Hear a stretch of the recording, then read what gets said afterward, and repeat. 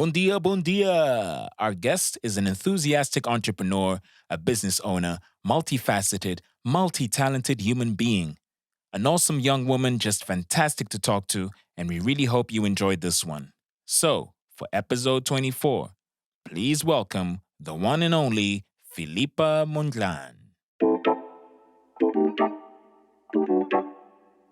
Eu não roubei coisa de ninguém, desculpa lá muito. Há muito boato, há muita poeira nisto tudo, mas muita poeira. Oh, meu irmão, me deixe em paz, por favor.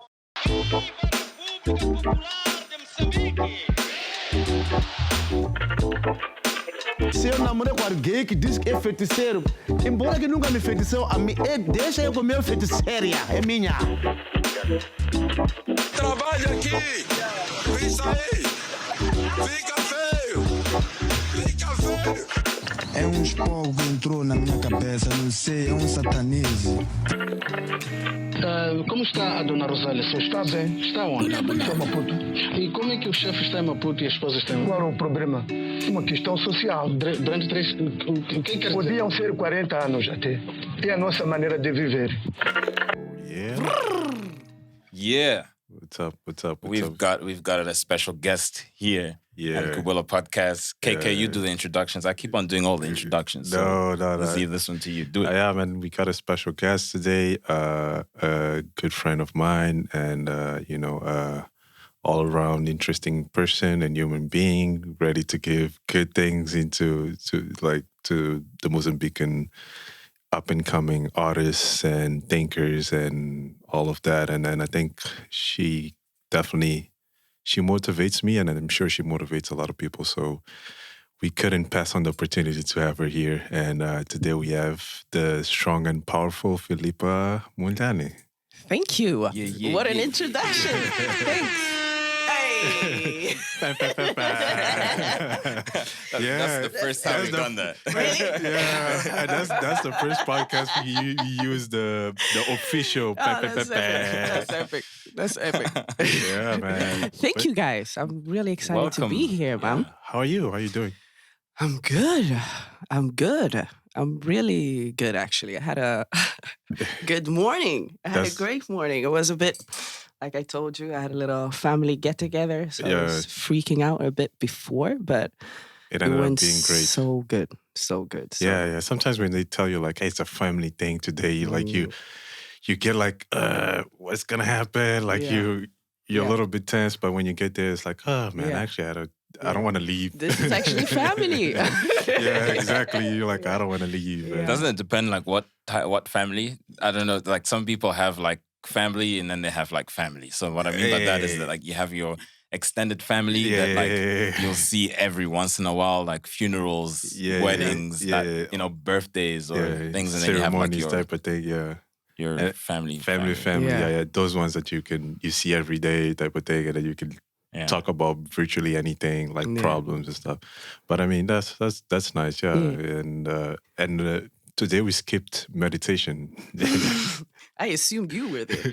No, I wasn't there. I was eating breakfast. So I wasn't there. So background story to that is that our good buddy Iki, he has a daily meditation practice where we get on Zoom and then we meditate for 10 to 15 minutes, like in the morning, in the evening. You're part of the morning gang, right? You've been missing out the morning gang. Yeah. What up? I'm at work. How can people join? That's true. Like, or are you gotta allowed to know join? him. But they can follow him on Instagram. Is at Ikilanga, IQUELANGA. So we have people meditating from all over the world, from the UK, from Australia, from the States, Korea, I think. Korea, I think it was Vietnam. Some like all over, like South America.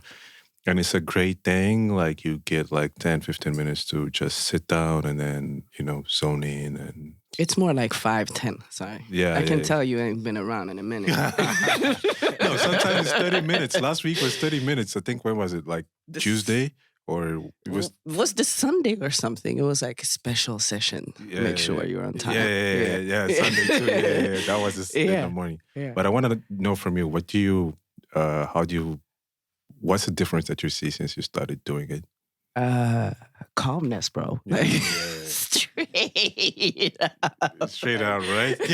People that know me know I'm not a calm person. Like people's things like, yeah, you're so chilled, man. And I'm like, yeah, sometimes, but I'm quite you're just taming the beast. Yeah. Because I decide to be calm, But since I live alone as well, so really like meditation has really helped me to find calmness in these like crazy times, coronavirus is real. Coronavirus. Exactly. But I don't want to go too much into that, actually. I'm so over talking about COVID. Yeah, me too. Yeah. We're not going to talk about it. We're trying especially on this platform. Yeah. But what I was going to say was, like, it's been like a couple of months. And in the beginning, it was intense in the beginning, man. Just like, wow, am I going to survive? Like, what's happening? Is it real? But, meditating has really helped me to be okay. Yeah. If you know what I'm saying? Just be in my being, And then... Yeah. That's really good. But how long have you been doing it? Did you start this year? Or... Yeah. I mean, I've... Doing it for real? Yeah, starting it this year. Oh, okay. Yeah. Okay. You dabble with it before. Yeah. And it's like, I've been to retreats. I've done a lot of yoga. So like part of the practice, I've definitely meditated. But people on my own and my own practice, I've never really done it, which is dope. I actually love it. No, that's really, really dope. He taught me like 10 years ago, the first time. Yeah. And then... I've been on and off, but like I will be going like 6 months meditating well, and then I fall off the wagon, and then I get back. So, I mean, it's been great. I think it's something that everybody should try. I don't know. Have you tried it, H?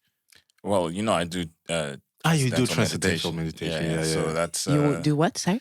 So Transcendental Meditation. So it's like TM. That sounds advanced. No, it's actually like again, like I've mentioned, and I can't remember what episode it was, but I'm also like still a beginner. I'm also figuring shit out, if I use that. But it's twice a day for 20 minutes in the morning, as soon as I wake up, and then late afternoon before getting into like the evening.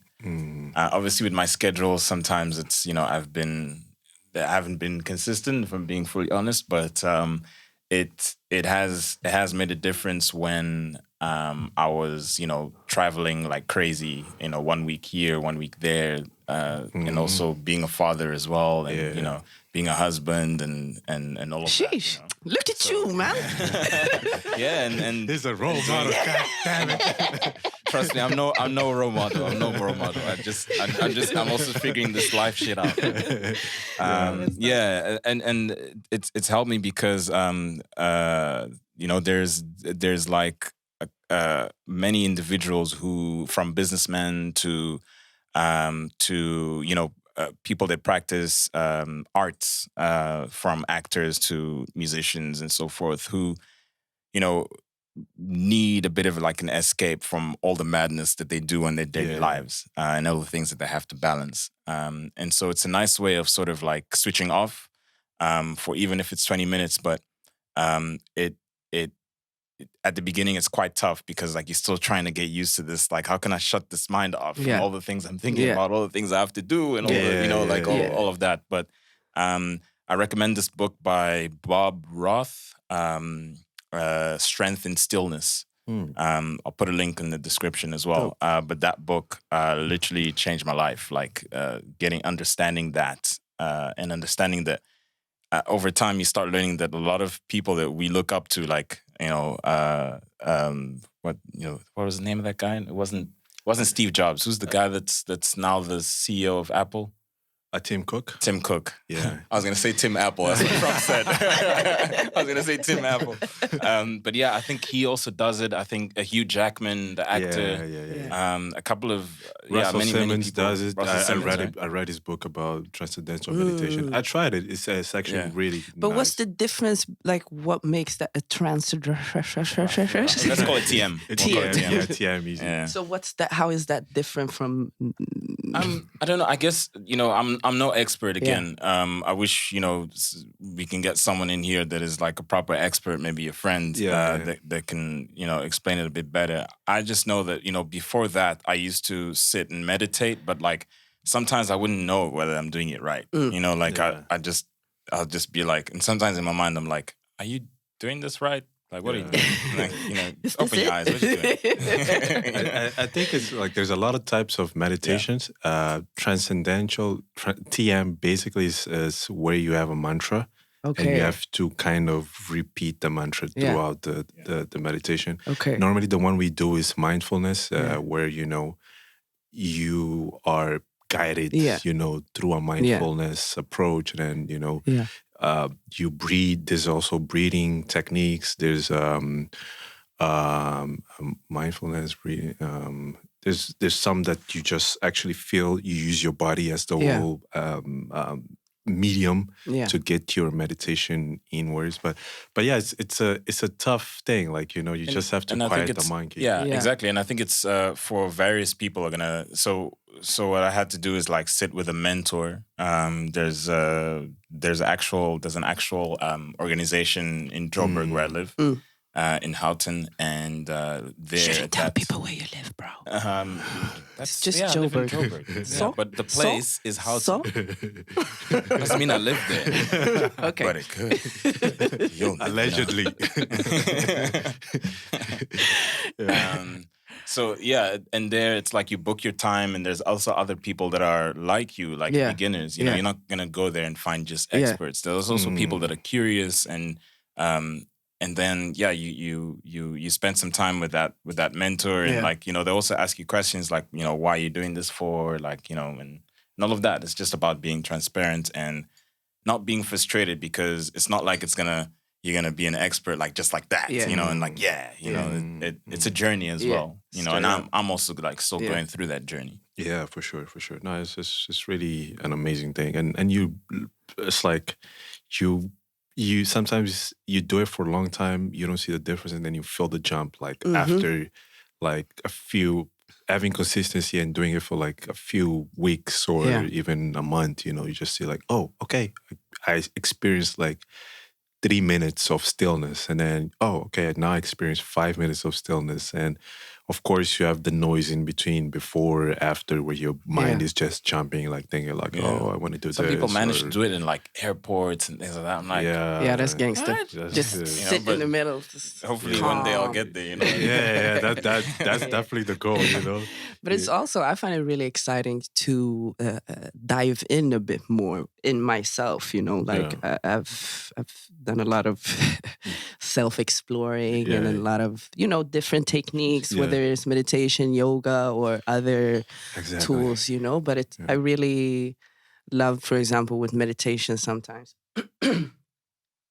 I can have like, it can be quite overwhelming. I think it was like last week where we did a session, and I was really struggling, it was so overwhelming. Even after, I kind of just sat and I was just like, okay, so what's happening here? Like, in my mind, trying to figure out, because I can tell, when it's that stress thing, like I have this thing where like my stress accumulates in my shoulders. Like oh my God, it's so bad sometimes. So I can feel, like something is up. And a lot of times, like, sure, in the beginning, like I was aware of what was bothering me, like the stress with Corona, other stuff with, business side of things. And I was aware what was stressing me. And then once I combed through that, like I've had a few moments or sessions where it's like something is happening and I don't know what it is. What is stressing me out right now? I have no clue. So then I really find it interesting. I usually go for a walk and trying to really figure out what's happening. What is it that is bothering me? Is it this? Like, no, it's not, and fun. I just love learning about myself. This year, No, that's Has this year been because of Rona? Has it fast tracked that, like spending more time? I mean, we're all spending more time indoors in our homes. Thinking. I think it has, how do I say, facilitated for me, because I actually started it. I mean, this is 2020. I turned 30 this year. Like, it's a big year. Big ups to the 30s. I mean, I'm 33, so. Dope. So I started the year with the mindset of like, this is all me this year. I really want to, dive in more, explore more, see what I'm about. So with Corona, it has facilitated, like I can't take a step back from work. Like I can't give myself those meditating twice a day, bro. Like what? Exactly. Like 20 minutes, 20 minutes. Yeah. No, but we do twice a day, 5 to 10 minutes. Yeah. But before that, it seemed like that was unreal. Yeah, you'll be like, why am I going to invest my time on that today? Like, sit down, what? I'm going to find time for that. So it's dope.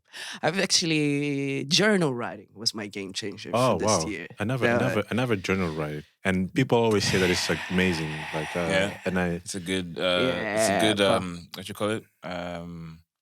Way of releasing, creative release, right? Is that what they call it? But how do you go about it? Like, if one has to start journaling, say tomorrow. How I started it was because I've, like I'm sure you guys tried it. It's like, I'm going to start journal writing. Oh my God, this book is like so cute. And it's like recycled paper. And I got this nice pen.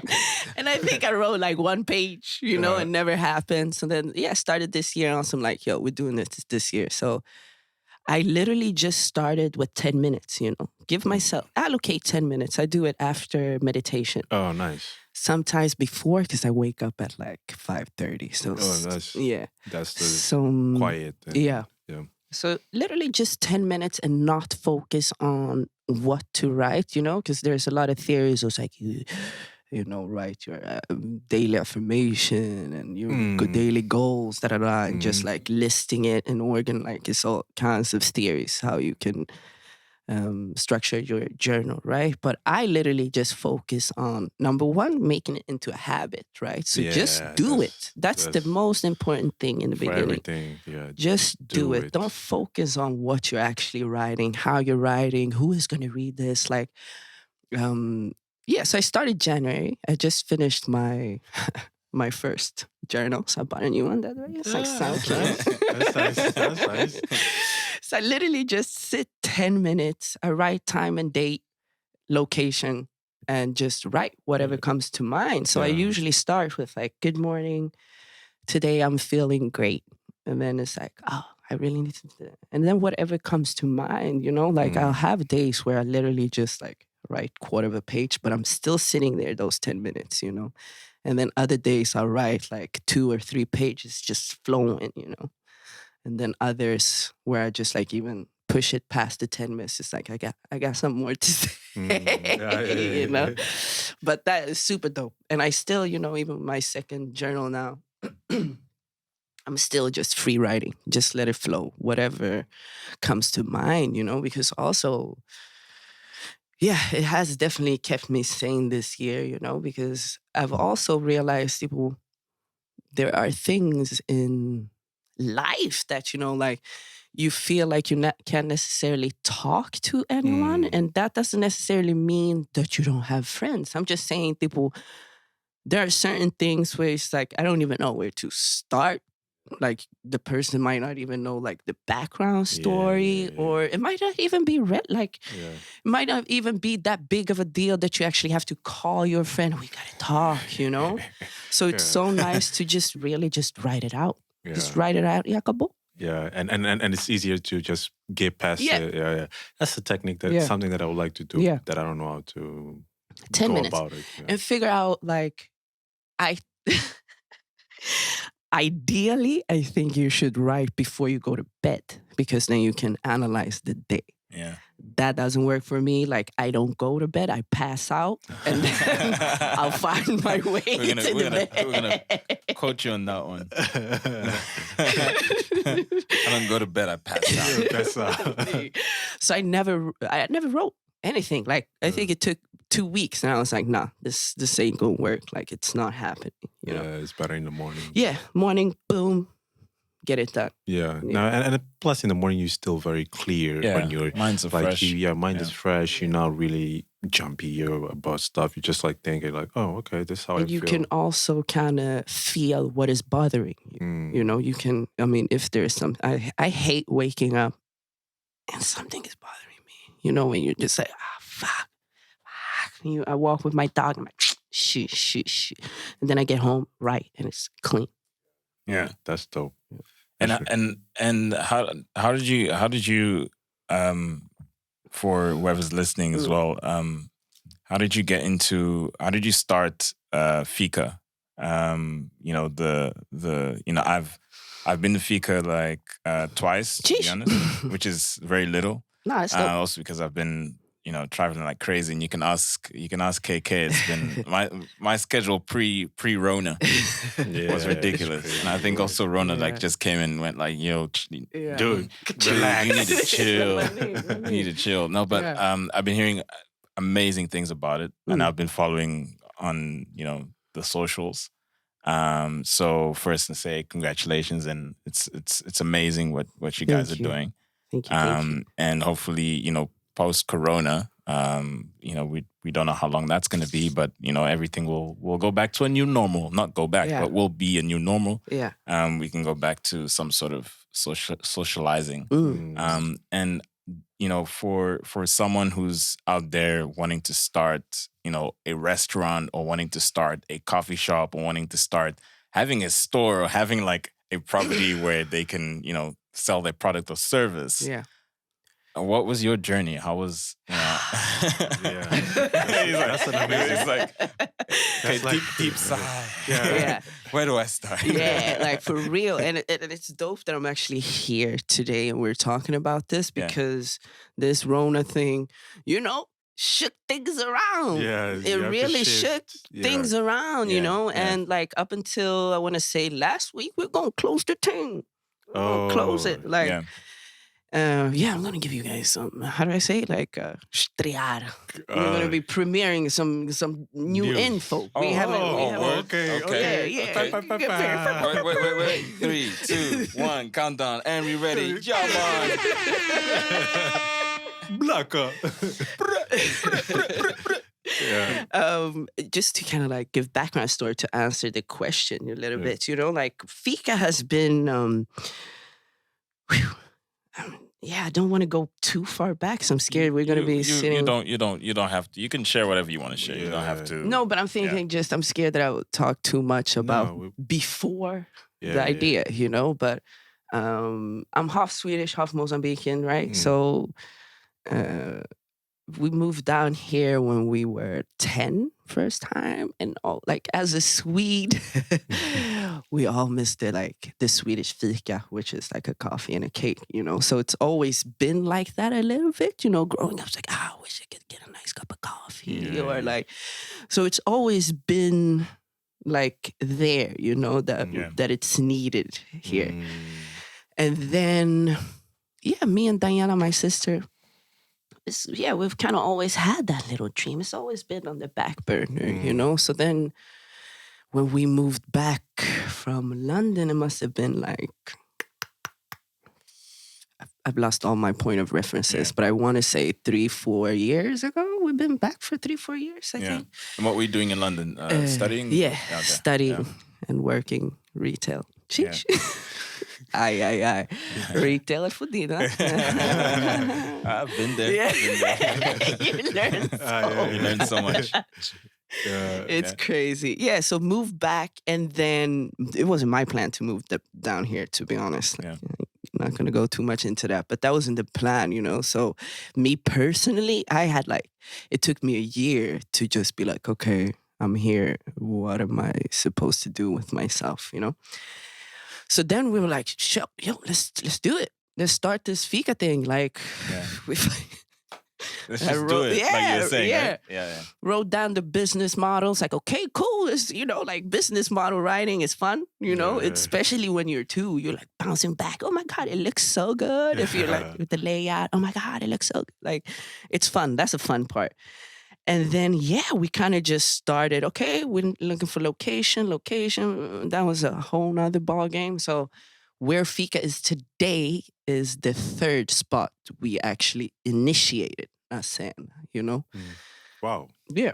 And, mas sempre. Nothing is straight. It's always like there's always, we know. So even with this location, we actually take it a bit of a sign, because like at first we started, tas no papo, aqui, we go and check, we do this here, the person never gets back to you or whatever. So this location, because we have always wanted to open it in old Maputo City, downtown. It's beautiful, so much character. Mm-hmm. So once I was out walking with my mom, walked past, and I was like, oh my God, this would be an amazing place. Peeked in, I was like, wow. Didn't think much of it, continue walking, and I think we had like a meeting, me and my sister, like a month after, drove past it, and I was like, bro, this shit is still, it's still available. Why haven't anyone? No, I'm calling right now. And I called him. He's like, está disponível. And the renda is like, I'm not even going to tell you, but it's like crazy cheap.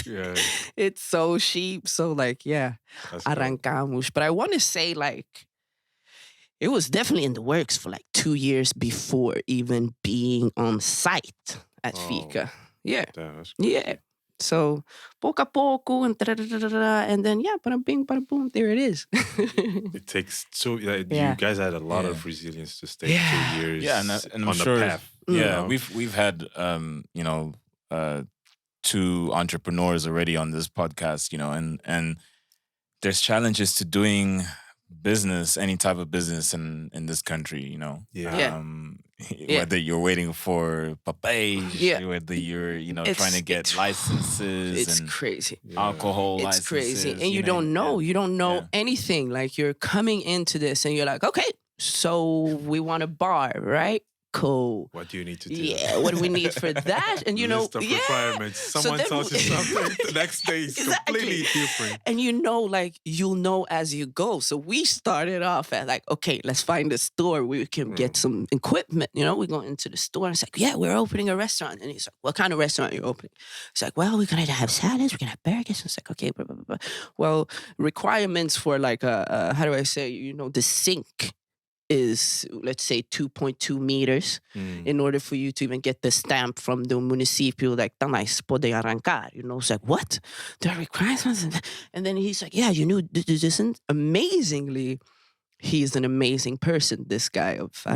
We call him our granddad number 2 because he really, he helped us out so much out of pure heart, like he always came down. It's like, this is looking good. No, but you gotta, where are you gonna stock? Where's your stock? And we're like, wait, we can't just put it in the kitchen. He's like, you don't have space for that there. It's like, what the fuck? Yeah, we haven't thought about it. So boom, so we then built armazém in the actual sala, because we hadn't thought of that, It's like, shit, what's the bit? Bada bing, and it's okay, cool.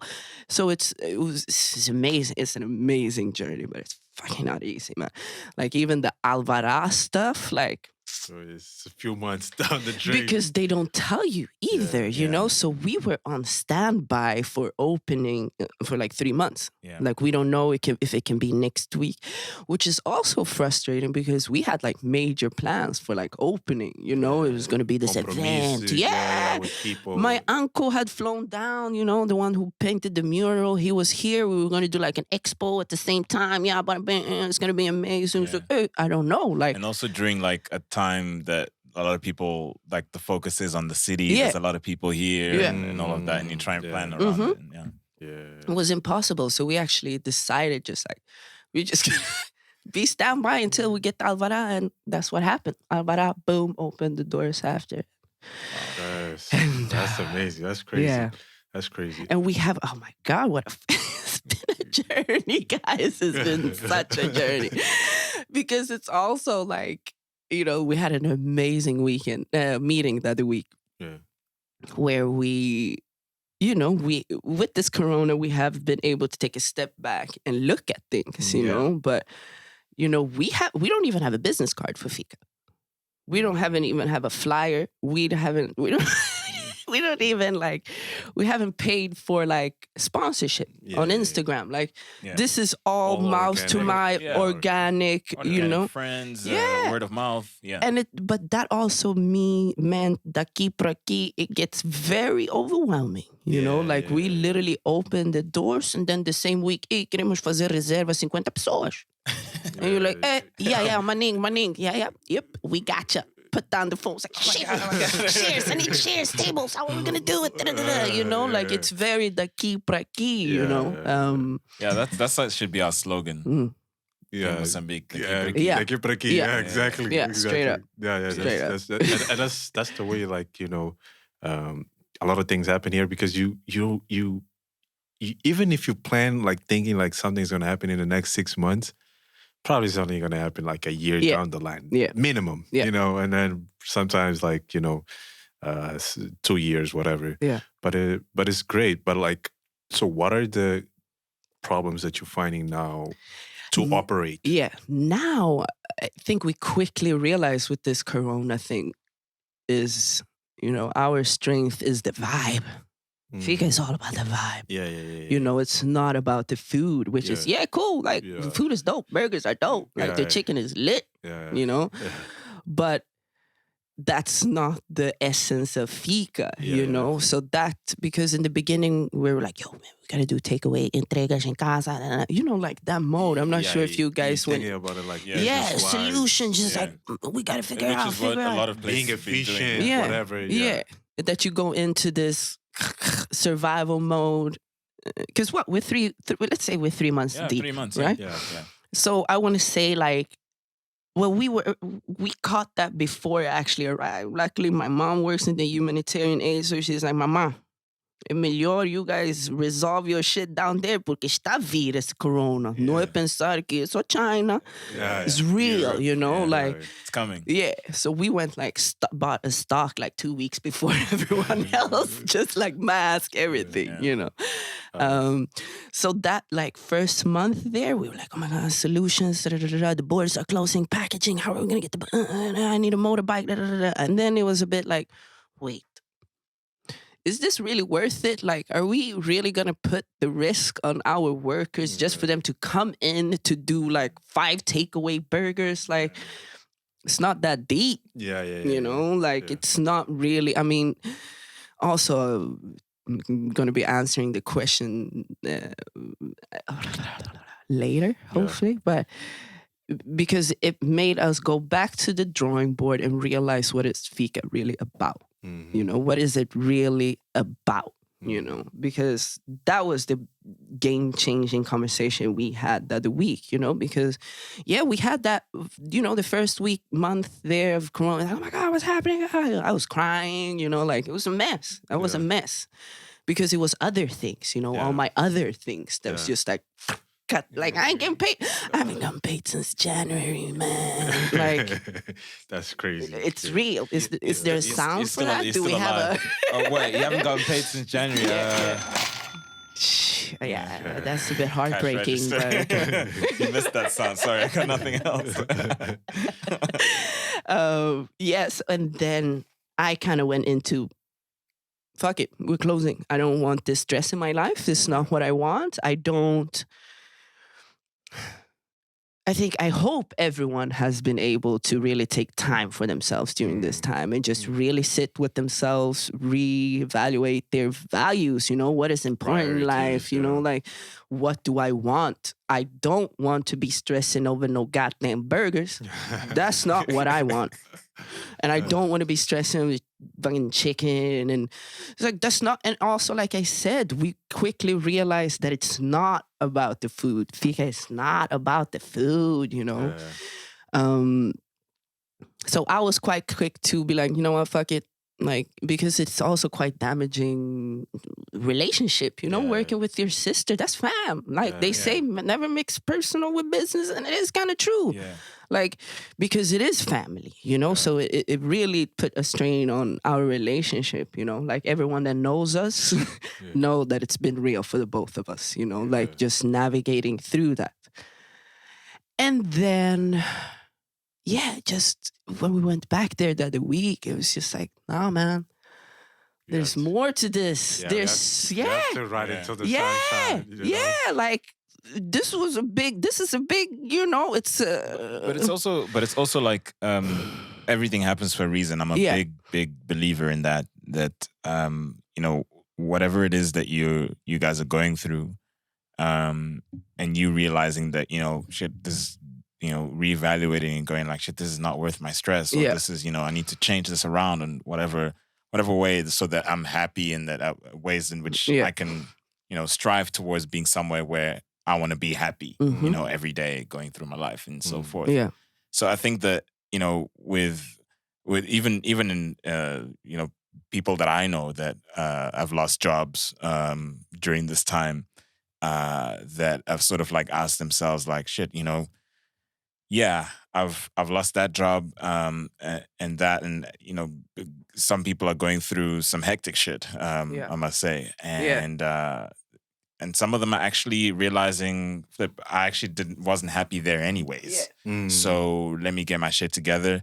Let me find out, you know, all right, I won't have income for next couple of months and so forth, but I already started doing X, Y, Z, and let me start focusing on it. And the point that I'm making is that, you know, you get a lot of people that are in careers and in jobs that I get it. You know, it's about growing a career. It's about getting an income, you know, a lot of people growing families and all of that. But at the same time, it's like, if I admire people such as yourself that have created your own empire. You know, you created your own brand. You created your own. Thank you so much. That takes a lot of balls. Thanks, man. That takes a lot of balls. That needs to be saluted. Yeah. Thanks. Especially in our environment here, where the support for entrepreneurs is minimal, if non-existent, probably. You know, and you zero really have information too. Zero information, exactly. Yeah, man. Zero information. It's kind of like you start with a lot of, like, you know, the chain with the heavy steel ball on your feet. Straight up. On your ankle. Yeah, that's how you start business here in Mars. Like, you know, and I remember this is the quote that Fred said, like, you know, it's always like when an investor goes to someone and then looks at someone that started a business and failed, and someone that didn't start a business, you know, they'll probably prefer the person that started a business and failed, because they know that the person is gonna, you know, they started it, you know. So, you know, that's amazing. So you gotta keep going, you know. You gotta keep going. And there's something you mentioned earlier already on this chat, which is, you know, which I love, which is also what I live by, is just do it. Yeah. You know, I'm not taking it from Nike, but like, just do it. Yeah. You know, just you know, if you can, if you have the means, just do it, and you're gonna figure shit out as you go along. As you go, exactly. You know, and that's exactly like what I say to everyone. You know, if it's something that you wanted to do, you know, you're in a 9-to-5 job. Okay, get it. You got to pay bills and so forth. Yeah. Not saying for you to quit that job. Stay in that job. Please don't quit that job. Yeah. But when you have that free time, at least start building your own things that you wanted to do. Yeah. You know, because one day you never know that thing. You know, and now that's happening now with this pandemic. You know, where now that job that was like your 9-to-5 have retrenched you, you're out of a job. At least you're not starting from scratch in that thing you wanted to do. At least continue building on it. Exactly. And then being creative, you know, which is like, you know, I think people are starting to find creative ways of being, you know, producing stuff online and things like that. And which brings me to the question, like, how did this, your idea of doing like a blog and workout classes online come about? Nice segue. Nice one. That's also been a project that's been in my back burner for like, I even want to say 5 years even. And because that's why I'm so grateful for this pandemic time, because it really has given me time to really do other shit that I'm just like, oh, finally I get time to sit and do, you know, because a lot of this stuff, a lot of the stuff I do, it's a one-man show, so I designed the website. I direct the photo shoot. I produced the photo shoot. I did my logo. So, hey. Yeah. Hey, you gotta big yourself up. So a lot of it is, which also means that it's very time consuming. I mean, if you're another person, like, that also has the means to buy my service in terms of I can do a website for you, then it's a lot quicker. You can just, I want this. Oh my God, that looks cute. Could you please put that there? And it's there, but I'm a bit over ambitious sometimes. So I want to do everything on my own and I want it right, and then, like I said, it's been in the projects for like 5 years. And then Fika started and then I didn't really have time. I started working on it a bit and I was like, mas no es aquí. Like the photo shoot, for example, that like in my blog, I think I did that. I don't even have my latest tattoos on there, if people have noticed, So it's a quite old photo shoot, but that's just something I just really want my own platform, like I have a bit of a love and hate relationship with social media in general. Like I recognize it that it's important for what I do and what my artists do and, the power of social media as well. I think it's quite important to be present so you can also maneuver. Yeah. So then I've always, sometimes I even get excited of just like, fuck, I gotta post. Oh my God, what hashtags? Oh my God, capitation. Fuck. And even after you post, it stays in your mind for like 30 minutes. Like, damn, did I see it right? Yeah. So I've just really wanted a platform where because I, especially, living on my own, like, especially Sundays are usually when my mind is just quite open and I just quite sit and I can sit and analyze things or like something upsets me. I read an article and I was like, I didn't say something. I want to say something, and not having that platform to be able to say something and also, have complete control. I love my blog in terms of I have complete control. Like last week was a heavy week, like I was dealing with a lot emotionally. So I was like, no, I ain't writing a blog today. Like I ain't gonna do that. Let me just focus on me and make sure I get through this day, which is amazing. And also, like, there's a lot of fun stuff coming. Like, I'm literally finishing my personal trainer course as we speak. Yeah. So,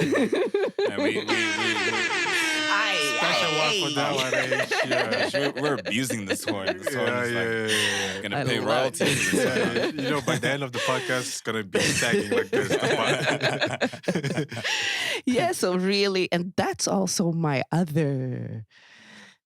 There's so much we gotta talk about today, guys, because it's also like I generally think you gotta separate stuff you do in life, right? So there are certain things like I call them my passion projects, which like it's a business, but I'm really doing it for my passion. And I really want to make an impact. Exactly. And then there are other things I just need that money. I just need the pesos. Like, so the blog thing for me, like that's a passion project because it's one of my bigger dreams, which is really to be an inspiration, and really to connect with people, help people. I don't want to say just girls, but everyone. So don't feel like if you're a dude, you can come to me, man. I got you. Don't discriminate.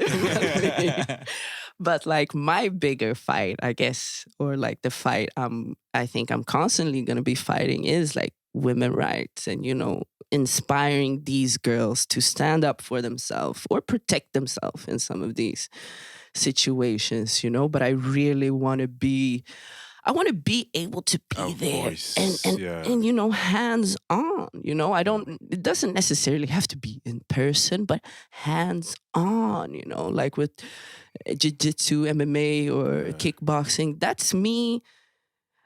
I want to be the best I can be so I can also teach, help, guide, like pass that on, the information, That's important, that's really important to like, be like a good voice for important stuff that people need to learn and know how to do, because a lot of times and going back to what you said, like with the social media age, you get so much information that it's difficult to process. Yeah. So right now, this is taking a step back. I think this is what happens nowadays. You need to actually form a bond with a person, like a virtual person. Say, for example, like, you form a bond with, like, say, it's an example, like Joe Rogan. And then you feel like, okay, what he says is actually true all the time. Yeah. And then whatever he's going to suggest, you're going to be like, okay, let me listen to it. You know what I mean? Yeah. And maybe that's, not maybe, I think that's what you're trying to do. Like, you're trying to position yourself like a reliable, person that, like, is gonna give consideration to things, like, not just gonna try to push stuff into, like, people's throats, and then you're like, hey man, this is what I think, you should probably look at that, look at that. Not everything is gonna work for everyone, but, like, you are like a person that's there to just give that, like, that advice and that input, Yeah, and I think that it's a brilliant thing you're doing, and having a platform that's yours, that you control, that you can decide when to post and so forth. And, it's a lot of people are probably tired of me saying this, but I actually think you should actually also start your own podcast. But, like, it doesn't need to be like that you need to post like every day or every week, but you could even have one episode a month that, you're talking with someone from Mozambique about, women's rights. You can talk about all these various topics that you already write about. But then it's like, but then you can host that podcast on your platform, so that people can go to your platform to listen to that. I mean, you could have, like, for example, like doctors there, like, that speak about women's health. You can have, like, other women that do like martial arts, and fellow women entrepreneurs and stuff like that, and you can just start building this, and that's the thing about podcasts, is just like, it's kind of like, there's a lot of doors, because these are conversations that we probably would be having, anywhere else. And then, someone is just listening to it, and then, they can get some info and input into everything, And why I'm saying this is because, like you said earlier, is that there's lack of information. And the more people know that, what you're into, fitness, martial arts, you're a businesswoman, right?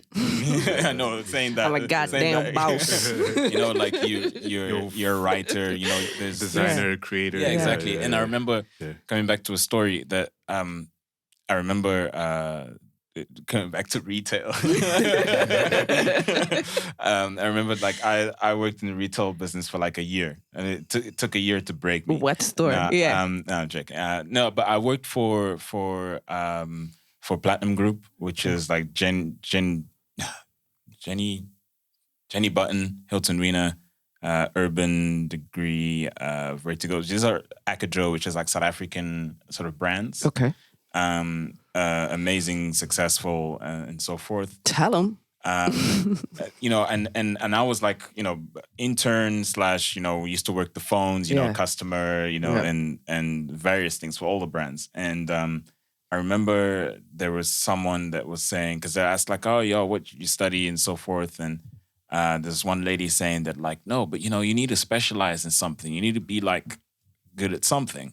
Like, and I'm like, lady, I don't agree with you, because, my life, I'm a musician, I'm a teacher, I'm, all these multiple things. You're telling me that I need to, like, focus on one thing. To my mind, that's like the complete opposite. Yeah. And get the sound ready. You also kick ass at all those things. You got a major deal label while you were an artist. Like, you were teaching at the university, and helping people get their degrees, and Yeah, but it's what was amazing, and the conclusion of that is that a lot of youngsters and grow up, like, especially a lot of youngsters that are like, what am I gonna do with my life? Older generation parents and people sort of saying that you need to specialize in something, you need to, like, be good at that, and which I'm not arguing against that, but not everyone is built the same. Exactly. That's what I'm getting to. Is that you do find people who specialize in stuff, and they are amazing, at that. But you get other people that are multifunctional, that are good in multiple things, and that's where they're happy doing these multiple things. Yeah. Exactly. And there's nothing wrong with it. Exactly. You know, and I feel that like here in our society in Mars, it's almost like it, especially with older generation, they're like, yeah, but what is that? You know, like, exactly. They always want like something to hold and then to connect, and they say like, oh, it comes from there. Like, you know, they want to have like a theoretical explanation, but like, I feel like our generation, we're it's more like that practical. saying, not everyone is built for college. Yeah. That's the truth. Straight up. It doesn't mean that you're dumb or At anything all. like that. Yeah. Doesn't mean that you're stupid or anything. You could be actually richer than a lot of people that are studying like PhDs. Yeah. Facts. You know? And also, you know, the format of some of these schools. Like, I was one of those kids. I'm not like the top grade at all. Is high grade? No, what's it called? Yeah, you know, top of the class. Top of the class, yeah. Like I think it's also my parents never forced that. They were just like, just make sure you pass, just get through it. Like whether it's top grade or not doesn't matter, you know. But you know, I'm a bit dyslexic. Like just the format of exam. I don't do exams. Like I can't. Like it's not for me, you know. But like you said, that doesn't mean like I'm stupid. No, you know, like. It's my sister's a perfect example of this also, you know, with the difference it makes when you find what you like, right? So Sweden, we grew up, what's it called? What's it, primary school? Here. Went back to Sweden, did high school. Yeah, high school. And then 1 year uni, right? I studied human rights. My sister did international relations. 1 year in Sweden, you know. It was I love human rights. I love rights in general, you know. So I didn't necessarily mind, but it was just like Sweden was a bit of a ditch sometimes. Like I had this like, I think it was like this great Sunday morning, like November, October, and it's just fucking gray. And I think we even having like broccoli for breakfast. It's real, you know. Both me and Daniela just like, what the fuck are we doing? Like, what's the point of this? Like, seriously, you know? And her grades were mild. Like, she was failing. Like, I think she has a few modules. She didn't start to put her personal business out there like that. But so we then went back to Moz for 1 year, stayed here to try to figure out, and ended up moving to London to study. I then studied music industry and media business management. She studies fashion marketing, right? Top grade, all modules. She's killing it. She killed it, you know. And that was her because, you know, in the beginning, I've had so many nights with her that it's like when we were younger, you know, like high school times. I'm fucking dumb. Like, I'm dumb. I'm stupid. Like, I can't even write this essay. And I'm sitting there genuinely like, you're not stupid. Stop. Like, you're not. It's like, I can't. I don't get it. And, you know, like, and imagine, you know, like, because that's what I've realized. I'm quite lucky because my parents are supportive. Like, I have a nice support net around me. Like, I have access to information on internet. So I know that I'm not dumb. Like, I know I'm not dumb, you know, I'm killing it out here, you know, and that system of exam structure and whatever, is otra cena, right? But I'm just thinking about these kids that generally think they're dumb. Their parents might even tell them that they're dumb. Yeah, you know? Exactly. So they have their parents, they have the school system, everyone's and everybody's telling you you're dumb. And then you're dumb. Meanwhile, you know, it's difficult for your own voice to fight the voice outside of the world, like to actually bring value to yourself. Your own self-esteem is like basically crushed, and there's nothing, you know. You know, these little kids that are worrying about exams, man. It's like, why is this kid stressed? Why are these kids stressing? Like, they're gonna have their whole life to be stressed. There's also certain schools. Like, I have a colleague whose son is like, I think he's like 7. And the school that he goes to is like, especially now in this era of everything now digital and classes and so forth, it's like they're bombarding these kids with like a lot of information. And it's like he's on like Friday evening, you know, doing a Zoom with his teacher. And it's like, really? Like, you know, he's like 7 years old, you know, it's play. I don't know. Don't play outside, man. That's crazy. But I know that, but you know, there's pros and cons. And, you know, if you look at a pro is that like, by the time he's, 17, 10 years from now, he's either going to be like an encyclopedia. But the dangers in that is that it could also go the other way around. Yeah. And so it becomes like depends the frequency of what you're feeding them with. Yeah. Too much can also be a bad thing. Can be a bad thing. And also too young, because I think anyone, I don't know what the age group is of your listeners, but like this whole thing of... I can tell you. Yeah. We What's the data saying, fam? I think it's like 20. Well, Spotify says it's 24 to like 35 or something like that, or 40. Yeah. I think if I'm it's not mistaken. I think Nice. that's the age Mostly group. male, but as we're getting female guests such as yourself, we're hoping that female demographic will go up. We need more females listening and more females featuring. Yeah, dope. Yeah, but I was gonna say, like this whole thing with figuring it out, like I was like that in the beginning. What am I doing? What do I want in life? What am I? Especially when people ask you that as well. What do you do? Yeah. What do you do? And I hate, oh my God. How long do you have? Oh my God. I remember moving back and just being in that limbo of, what am I doing here? I shouldn't be here. What am I doing in line? One of the weirdest questions is like, what do you do? And who are your parents? Those are the weirdest questions here in Mars. Like, I feel like... És a filha de... No. But who's your dad? And like, and then I sometimes say the name just to be like, yeah. And it's like, okay. It's like, do you know him? No. So I can tell? Like, what does it change in your life? Type of thing. Like, if... I don't even want to get into that. But what I was going to say was this whole thing of figuring it out. Well, never. Of course. I'll say now, I feel like I got to figure it out. I got a feeling that I know what I want. Mm-hmm. I kind of know what I want to achieve, not everything, but... You have a very rough idea. Yeah. One path and, but that, I'm 30, like this is coming now, it's this year, for example, I realized with my blog, I love writing. And that's me realizing this now. So I just want to tell everyone, like the younger ones out there, like don't stress too much. Like don't be... Like I have some cousins like, oh my God, where was your dad? It's like, how old are you? 20. And she bought a crib, and they're doing major things, It's like, espera, like relax, like don't worry, it'll come, It's all time, man. Yeah, that's the thing. Like, you like as a human being, you only become functional to the point where you can do good decisions when you're like 25, 26, and that's mostly for women, and then 28, 29, 45 for men. 45, 50. 20. Yeah, it's just some guys take a while to peak. Yeah, to actually. Yeah, some dudes actually only peak like. I'm not gonna 60 years. I don't want to throw too much shade, but I've realized that lately. Some of these men I meet, and I'm not talking about men in a romantic relationship.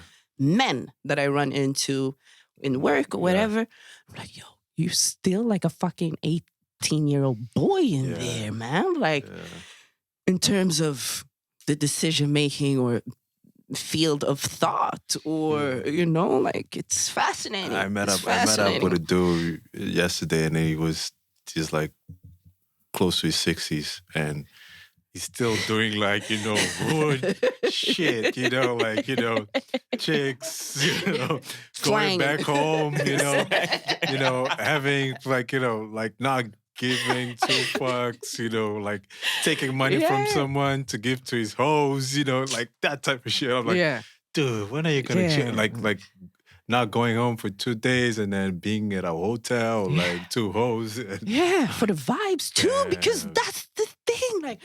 Some of these things, I'm just like, it's just for the vibes, or it's just for the booze, or it's just for the girls. So, nice. E depois, what are you going to do after? Like when you're on your deathbed? Because that's what I think people are fucking getting confused. Like, I think it's a quite powerful thing to not be scared of death, Like, I ain't even going to try to go into that conversation, but I think a game changer for me was, I think my grandma passed away a couple of years ago. And it was one of those, like, you get a wake up. What's it called? Wake up call. Yeah, wake up call. Yeah.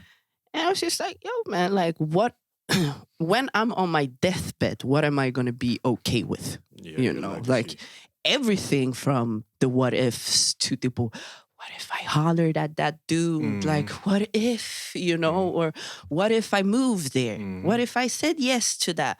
What if I didn't buy all that booze for them girls? Maybe my life would have been different, or it was worth it to spend all that money on those girls because that night was for the books, you know?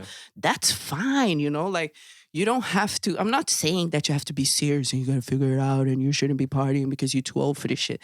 It's not what I'm saying. As long as you're okay with that. Yeah. As long as you're generally okay with acting like you're 18 when you're 60, blowing all your money, pretending like you got a family life, selling dreams to your wife, maybe even to your kids. That's nice. Do your thing. Like, if that's what you're okay with, you're gonna be on your deathbed, that gives like you peace of mind. Yeah. As long as it gives you peace of mind. Exactly. That's the most important thing. Yeah. You can go to sleep with it and stuff. But like, if it bothers you, then you shouldn't be doing it. Yeah. That's point blank it. Or do it for the wrong reasons, because that's also, oh my God, there's so much in our society here, like doing it for other people, whether it is, I'm doing it because that's what my parents, I gotta get. It's like public opinion means everything to them. So. Everything. And it's a big problem here, I would say. Like major, like these suicide rates. What the fuck? That's crazy. Like I think we're highest country in Africa. Suicide really? rate. No way. Yeah. You're serious? Google the thing. No, but last time I Googled, we were one of the highest. Oh, wow. And we're talking about four of the countries, the month of South Sudan, Congo, they ain't even killing themselves out there, And again, that's also something that we've spoken about before, about mental health. That it's a big problem in our society. It's a big problem. Yeah. But it's a big problem that doesn't get. Exactly. It doesn't get. It's not highlighted enough. At all. Yeah. Like it's oh my God, it breaks my heart. Especially like nowadays, it gets heightened because with all this like triggers that we have, like social media, and then like social life that you have, like you get triggered through like mental health because of like family, like a cousin or whatever that probably got married or has a job or whatever. So that's one trigger. Then you have your phone that you turn on, and then you woke up 3 o'clock in the morning, you have like insomnia, and then you're checking your feed, Scroll, and then oh man, these are the people, whatever. And then, for example, you might also get like a nag or whatever from someone and then that also builds up, and then you don't have the appropriate means to actually let it go, like, and talk to someone or even write it down in journaling, like you said. And or just supporting it, or just like the right people around you, because or even the right habits, like work out, meditate, do yoga, stuff like that. Yeah, man, it's scary. It's so scary. It is. And it's almost like for me, it should be something that whoever's out there wants to create it, they should. Like we need some sort of like mental health awareness, chats, debates, sharing information as much as possible. Which is one thing that I want to bring up is like you are an influencer, right? And then you said like sometimes like dealing with social media like gets you anxiety and stuff like that. Like how do you like? I'm sure that you have taken a step back and looked at it, and like I want to know how you deal with it. Like, are there things that like moments that you felt like, oh, that was a wake up call. Now I do it this way or whatever. Like, for example, we have a buddy that he's always here, but it's not here. Marcio, he basically wiped out all his social media because he's a guy that like sometimes you're chatting and then he sees something crazy and then he goes like, oh, what the fuck? Like on a chat, group chat. It's like, no. Grinds his gears. He grinds his gears for like 2 days. Like, I'm like, yo, bro, chill. Like, no, we have to talk about this and whatever on the pod. I'm like, no, bro, let it go. It's like things like, give one example is, I don't know if you've seen this ad by a particular bank There's that they did it in South Africa about Africanacity. Yeah, I know, and I know what you mean about this ad. What is it? Africanidad. Africanacity. I can't even say it. Africanidad or whatever. Yeah, like what is that? Yeah, exactly. what is it? Yeah, what are you trying to say? What does that mean? And I mean, that's not even social media. That's like a billboard. Yeah. You know, to just it's things like that grind also, his gears. He went full on social media. Like detox is not using it. He used to be a Twitter guy, but he killed everything. Now he only uses WhatsApp, and he's trying to figure out a way to get out of a WhatsApp. Like me, I try to. That's what's up. Like you gotta figure it out. It's how tough to get out of WhatsApp. Actually. Yeah, it's like and like I feel like he progressively got better because like he first got out of Facebook and then Twitter and then it actually helps him. Yeah, he feels good. Yeah, like for me, like I feel like I love Twitter. Yeah. So I'm still on Twitter a lot. Yeah. But you're not a lot on Instagram. No, Instagram, I just use it once a month, like for 3 days, and then I switch it off. No, that's dope. That's dope. And then that's the way I deal with it. So I want to know what do you use? I can't. That's what I fucking hate. Yeah. I hate it. I really, like, if I wasn't an influencer, I would have been that person, like, you can only reach me on text, you know? Like, like I met this dude once. He's like, yo, man, details, what's good? It's like, yo, only email. I'm like, that's gangster. That's gangster, you know? Because also in a world like this, you got some, like we're saying, this dude is trying to figure out how he's going to get out of WhatsApp. Like, it's not easy to get out of these things, you know? Easy. Like it's like a black hole. Yeah. Pulls you in and then you can't get out. Yeah, because also I don't know what to say. Should I make like a public service announcement? Like I'm out. Yeah.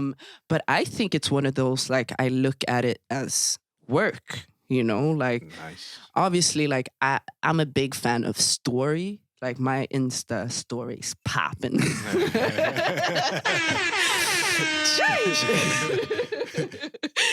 Because I like the simplicity of it, you know? I don't have to write a captation. It doesn't have to be a hashtag in there. And also I can really connect, you know? I can, like I said again, I live on my own. So I'll have these mornings when I feel like I need to be tackling some shit. Yeah. It's like, you know what? I'm hearing a lot of this and da-da-da, or like and you know? So that's when, and kind of decide what that's what I say always to artists as well. Decide what platforms really works for you, that you enjoy using, you know, and focus on that, you know, like a platform. I'm on Twitter, but I keep trying to come back on Twitter, but I can never. I never get back into it. Yeah. I don't know but it's not working for me. Yeah. I'm gonna keep trying because I do like Twitter. I like that. I love the writing format. It's quick. Yeah. But like also the problem with Twitter is that you can easily get triggered by stuff. Like so. Yeah. Like right now, I don't get triggered by stuff, so it's easy. But the reason why I'm not on Instagram a lot is because it's too much stuff to follow and. Like you get into a point where you just check it all the time. But for me, Twitter, just like I check it like 3 times a day and it's good. Like, but Instagram, like you get to a point that you just want to check. Like, you grab your phone, you want to open it and you up. just swiping, and like, especially with the stories, you just keep next. And then you're like, you've been 15 minutes, just next. Yeah, exactly. Like, so what am I doing? Exactly. So then I get pissed at myself as well. I get pissed at social media when I find myself at these 15 minutes. I ain't doing shit. Yeah. You know, because it's another thing to be like, okay, this guy, they posted something like, you know, because there are some dope content out there on like IGTV. This is some dope shit, you know? Stuff that you need to actually get up to, you know? So then I get really pissed at myself. It's like, what the fuck am I doing? I might even throw my phone away, you know? But this screen time. Yeah, screen time. I need to get back on that. I turned it off. The screen time thing. I still have it. You know, it actually popped in today. Sunday gives me the report of the week. I think I increased this week, but you know, it's just I'm letting it slide because I downloaded Instagram on Friday because I also want to, like, I do it the same way you said. Like, I look at it as a job. Like, at least end of the month, like I look, okay, I need to post something about the podcast. Okay, cool. Let me just post something and whatever, then be out for like another month, you know, and then jump in, post something, whatever. But the thing is, though, like if you really about it, that one post a month is not enough. It's not enough. It's not enough. I know. Yeah, because that's why we have a plan in. We have a plan that for me it's like it's like you with any sort of like social platform. I mean, just on Instagram alone, I think I'm on like 5 or 6 different like channels, including my own. Oh shit! So there's like work stuff. There's this podcast. There's all these different things. Yeah. And I think it's every brand. Let me put it that way. Even your own personal brand is all different, right? Yeah. And I think that what I tell a lot of people, sort of starting off with social media or like companies and things, because I also give like some advice to like some companies and people in like marketing. Marketing is my background as well. So one piece of advice that I give is that from the get-go, you got to know sort of like who you're talking to. Yeah. Like who you want to... You're going to talk to everyone, yes. Yeah. But there's always like a specific target group that you want as your fan base or your customer base that you want to buy your product or service. Yeah. But you have to make sure that from the get-go is that they will know the frequency of what you're posting. So if you're posting every day from the get-go, you need to keep posting every day. You know? But if you're posting like once every 2 days, once every 3 days, that's also fine. Yeah. Because they'll know and expect that from you. So there's nothing actually wrong with that. But if you set an expectation so high, then you've got to keep up with it. Yeah. Otherwise, you're going to start losing interest, engagement. People will just be like, oh, okay, like they'll move on to the next thing because that's the thing. There's a lot of noise. Going on, a lot of noise. Yeah, and you don't want to disappear in the algorithm too, It's just, oh my God, it's a lot of stuff. Now, the thing is, like, I know, like, if you really bottle, you don't want to do it like the way I do it. Yeah. But the thing is, like, the price of my sanity is like, exactly. It's like, it's worth. You're going to be like, what do I post? Yeah, what do I post? Like I've seen myself getting into that, like, especially when I had, when I started a studio with some friends, and then we were trying to market that thing and market a few artists that we had. Like, I felt like it was consuming me. But then I just took a step back, and now I feel good in not posting. Yeah, it just feeds myself, feeds my soul. So that's why we have other plans in place, and I feel like also because this is a passion project. The podcast is a passion project. Like we don't put a lot of. We actually were looking at some commitments, and we're like, okay, we're not gonna put a price on our, our project and the way we move. We want to move our own way. So at the end of the day, it for all of us is something that we do it organic. Yeah, just chat like, hey, cool, let's make it happen. That's dope. And that's the way. So that's why I wanted to know from you, because you're doing for your brand, you're doing for Fika, you're doing for all these things, and you are a one-woman band, like this one-woman show that's running everything at the same time. So luckily it takes like you need to be saluted for that. It really takes. Luckily for me, like with Fika, for example, Daniela is the marketeer, and she kind of enjoys it, She likes sitting on her, and she really takes it serious. Like, I think she was one to shout out to Daniela, man. I think she's one of the most serious, like, straight influencers out here. Like, people might not even realize, like, she's making moves. Like, in terms of social media influence, she's making major moves. So I don't, in terms of, because I don't. It just really like, oh my God, I can just like feel myself just like, oh my God, what the fuck am I going to write? So for example, what I do as well for anyone out there, like make sure you get the right apps, because there are apps. Like if, for example, if you're an Apple user, right? If you have ideally you have a MacBook, so it's nice and synced, right? But so, for example, I write all my captation on my note, like the note.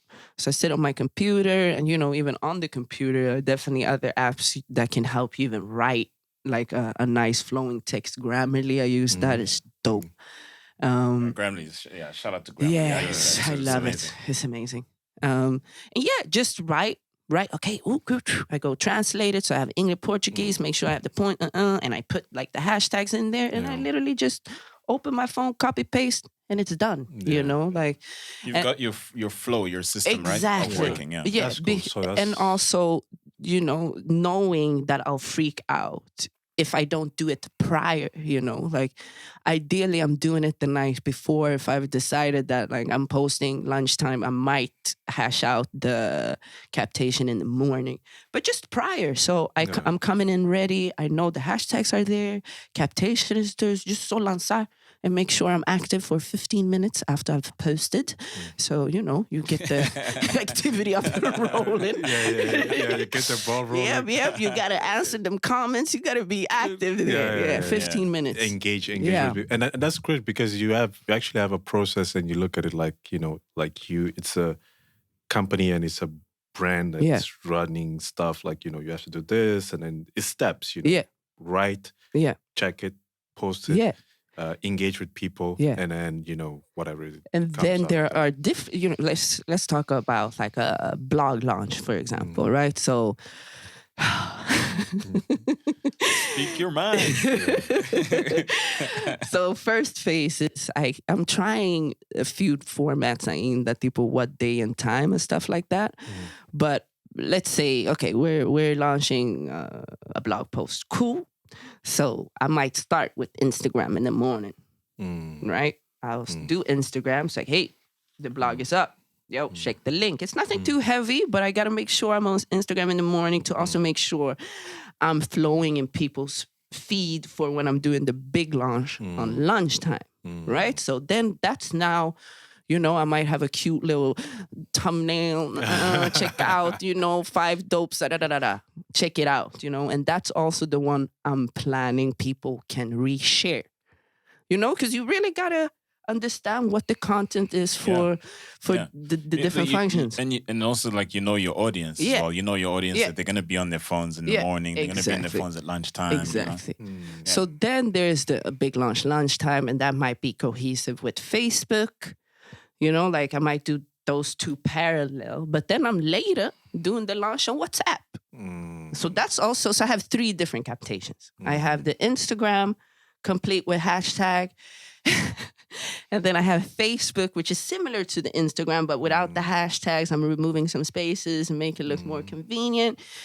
And then it's the WhatsApp blast, which I also have one in English and one in Portuguese, you know. And that's just one launch.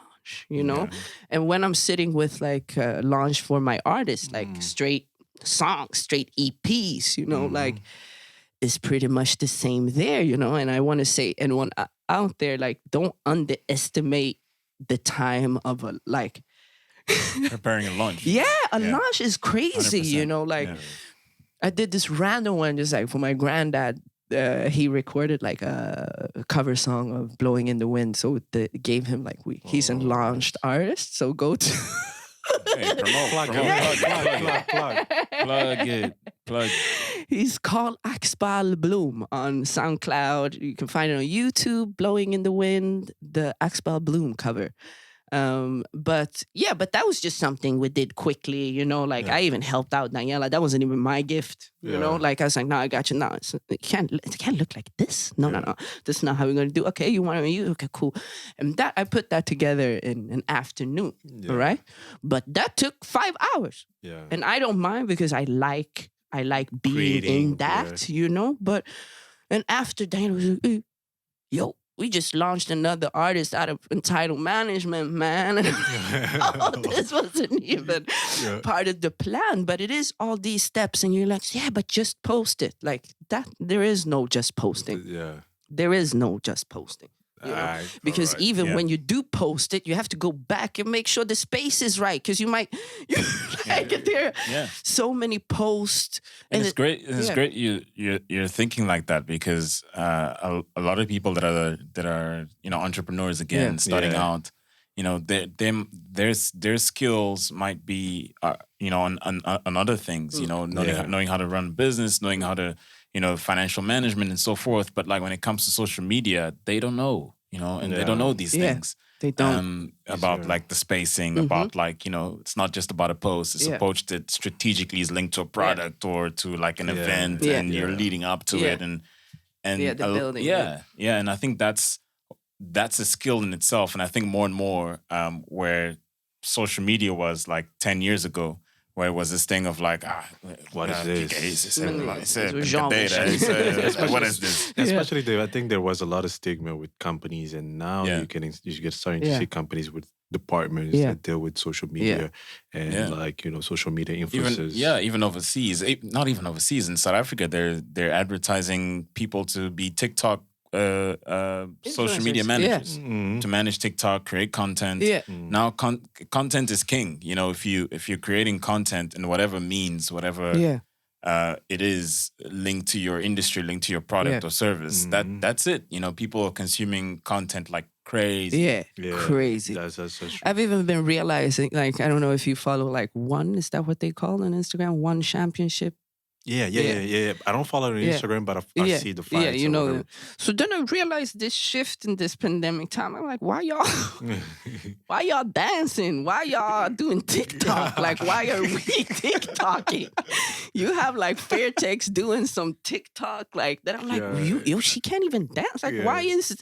But it's that shift, you know. We're going to now. Everyone has to. What's your opinion on that? Like, I had this chat with Marcy, who's also on this podcast, host with us, that what we're seeing now during these Rona stage is that there's a lot of focus on digital. Like I kind of feel that this is like my opinion now. I kind of feel there's two sides. One side is brands and also individuals that were already messing with that digital space. And, you know, I've just sort of adapted in a way that is, you know, it's organic. They were already doing it. They just dialed it up a little bit, right? And then you have another side where it's people that are, you know, notice that there's this shift of a lot more people online and we've got to do something. Yeah, they gotta catch up. And, you know, and while they're like, we got to do something, there's no plan. And they're just doing it just for the sake of they're just doing. Of doing. And so, to be quite frank, and I'll put it on this platform, it's saying that like I'm really tired of seeing DJs on Instagram Live. Because, and I say that because, you know, I come from, you know, entertainment industry myself. Because and one of the things that I'm an advocate for in the entertainment industry and something that we need to do more often is like artists need to get paid and they need to get paid like what they're owed, you know? And if you're doing, you know, these DJ shows on Instagram Live, Instagram's not gonna pay you. You know, like and that's my thing. It's like it's like what's the point? It's like, you know, if you're good at something, never do it for free. As they say, right? So it's like you're doing it on Instagram and DJing and so forth. On one side, yes, I get it. It's good. Keep practicing. Good to like people. You know, you're playing music for people that are at home and things like that. Cool, great. But at the end of the day, you gotta do something. You gotta get the income. Because, you know, for what you do. Because that's the only way you're gonna have value. Actually, you know. So and also take yourself serious. You know, like we gotta talk after. I didn't know you entertainment. Like I actually don't know you, fam. Like I actually don't know. Google me. Google it. No, but yeah. But the point I'm making is that I think that you. Especially one of the hardest hit industries has been the entertainment industry. Straight up. You know, straight up. It's crazy. Zero income. It's crazy. And I take my hat off to a lot of artists that are adapting and doing, you know, gigs from home, playing guitars at home, playing, you know, they're doing their thing. And I think that's fantastic. I think that's great and everything. My view is that it's great, but I think certain artists can do more. So what I mean by that is that if I was not retired and I was like, you know, had my stage name going and everything, you know, one of the things I would do is actually create, you know, and maybe collaborate with certain tech or agencies. We have amazing agencies in Mozambique. I won't name, you know, the ones that I work with, but like there's some amazing agencies that are doing amazing apps as well. And, you know, collaborating and creating a platform where a lot of like Mozambican music can be shared. I know there's one that's, I won't mention it, but I know there's one that's doing it. But in a way, if those artists can almost sell like access online, so meaning that you're not going to watch it for free. Yeah. You're going to pay a fee, and even if it's collaborating with a telco like Vodacom or TMCell or whatever it is, that with a bit of airtime, you know, you can, one, pay the artist, but also goes towards like a COVID-19 sort of response or whatever it is, so that like artists can sort of go like, all right, we're performing because whatever you make from this performance is going to go towards the COVID-19 Mozambique response or some NGO or whatever, right? So that artist is not just performing just because of performing, you're actually performing, making a difference. You're actually performing and, you know, adding value. You know, so I know that there's a couple of artists out there that are doing that, like overseas and all of that, and performing, and then, you know, they're called tickets, but it's actually like access. You get a password, and then you can go to like a platform on your phone, on your desktop. And then you have access to the show that is a wonderfully produced like show, and it's an experience. It's an experience. And so I think we can do better, and there's certain artists that can actually afford to go that extra mile. And I think that actually not just performing for the sake of performing, but actually doing that with a reason. Doing that with a reason. Yes, you might not be getting paid, but at least that money is going towards a fund. Or not like even what I'm telling the people, like the artists who come to me sometimes. Oh my god, it's like cool. Okay, this is crazy times, right? And I'm sure you've watched all these webinars, like the future of music industry, opportunities and threats. You know, like what will come. You know, and no one really knows, right? No one straight up knows what the future, what next year festivals. Don't know what's in store for 2021. We have no clue. We don't even know what's gonna happen a month from now. So then try shit. You know, be creative. You know, like for example, we know we ain't getting paid off of fucking Instagram Live. We ain't getting paid from that. Cool. If you're trying to do a live, like I've done, I'm a DJ as well, so I've done one live for like Sound Cities, this big, but that's a big ass, you know, profile. Yeah, and also again, I'm not saying that like DJs shouldn't do that. You know, do it. Do whatever. I'm just saying that like try and do something towards something. You know, don't just do it for the sake of doing. Because what's the point? I mean, some of these DJs, I'm sure we've all seen the same DJ shows, you know, where it's like it's a Saturday and they're just there. They're just there playing. E depois, what am I like? There's nothing creative. There's nothing. Why should I tune in? Not putting effort in their backgrounds, you know? Put some plants and shit. Some people are straight up, literally just on their dinner table with a DJ set. And how are we...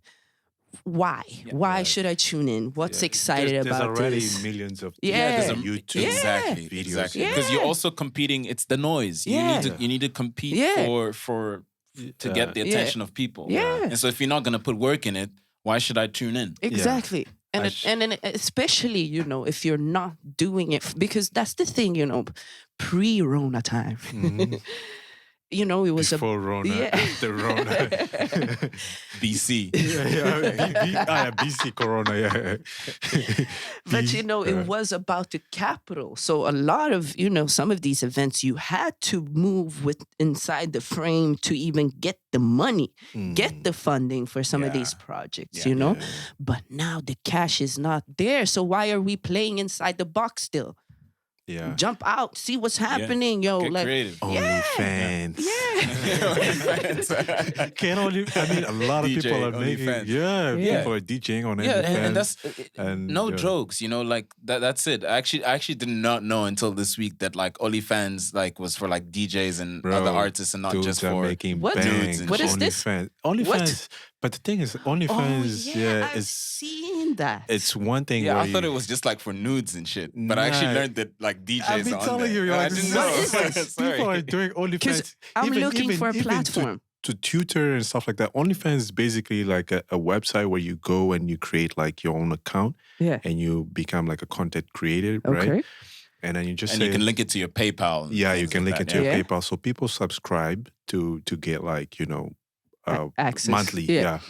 And then you also, like, as people watch it, you also get a residual, right? So you get like 2 streams of income. I might be wrong somewhere, but that's the thing. Like, you pay $5 or $1 or whatever the case is, and then sometimes you sell content there. Like, and the other content you sell, you might sell like a picture, you might sell like a video, you might sell like a songs or whatever. This sounds like a tips and stuff. Crowdfunding meets Bandcamp. Yeah, kind of. It's kind of that, but you can also do like live events. Okay. That's the thing. But that name is shit. OnlyFans. OnlyFans, that's the name. That's the thing. And the thing is, like, porn is the first thing in everything. Yeah. Like, they push everything. So OnlyFans has been disrupting the porn industry. So like the porn stars haven't been making money. So like OnlyFans, you just need a camera, and then you sell the pictures. Like a lot of models do that. And that's gangsta. That's gangsta, because we do have a problem with the porn industry. There's models that are making like 100,000. I said 10K in 24 hours. Yeah. Like, there's this chick. She's a radio personality in the States, but she does DJ sets. She has artists. She also does pictures. What? So, because let me ask you guys quickly before I don't forget this question, because I've been planning a podcast, Meet DJ. I want to play music, but also do a little podcast, Meet Fitness. I haven't really figured it out yet. But I'm looking for a platform. Yeah. Because Instagram will cut my shit if I'm you don't know. And then Facebook, I'm assuming there's the same in terms of the licensing issues there. Yeah. I was told YouTube is... Yeah, YouTube, you'll also have copyright issues, especially if you're playing someone else's music. Yeah, which I will be doing. I don't mind, because I initially... Have you used Mixcloud? Because I know they give the credit, so I kind of assume that would be the idea of platform. Yeah, there's these platforms now that... there's these platforms now that already have certain rights to like those with these labels and publishers and all of that. That you can play music and use that in your... Even for podcasts, you can get rights to use certain songs. Like in your podcast, you just need to apply it. There's already platforms that you can apply for that. That's a tricky one. So I would say that for fans. Or fan only, or what? OnlyFans? I don't know. I don't know what the answer is. I don't know what you want to do. Yeah. But what I'm saying, my advice that I can give you now is that try and host things on your own platform. So meaning like on your blog. Yeah. If there's a way in which on that blog you can actually host that audio. Yeah. Then I would do that, because it's gonna feed traffic to but your then, thing. For example, because my one other thing is that and I mean I can get really deep with this, but I'll keep it simple. Is that there's a couple of artists worldwide, and I think it's also something that some artists here need to put in the work as well. Is that start creating your own platform. Yeah. So what I mean by that is like your own platform doesn't mean a page on Facebook. Yeah. Your own platform means look at apps. Yeah. Look at creating your own app. Yeah. As one example. You can start off with a website, but like look at creating your own app, and on that app, host your own videos, host your own things on there, because tomorrow we could wake up and Facebook is gone. Yeah. Tomorrow we could wake up and Instagram is gone. Now what? Yeah. Straight up. Or they might delete your account, because that's the thing. What they has own happened your once you post it on there, they own your shit. They own your content. But so I'm thinking just this thing, hosting on my, because I know I can do that with a video. All right, like I see how I can upload video straight to the platform, right?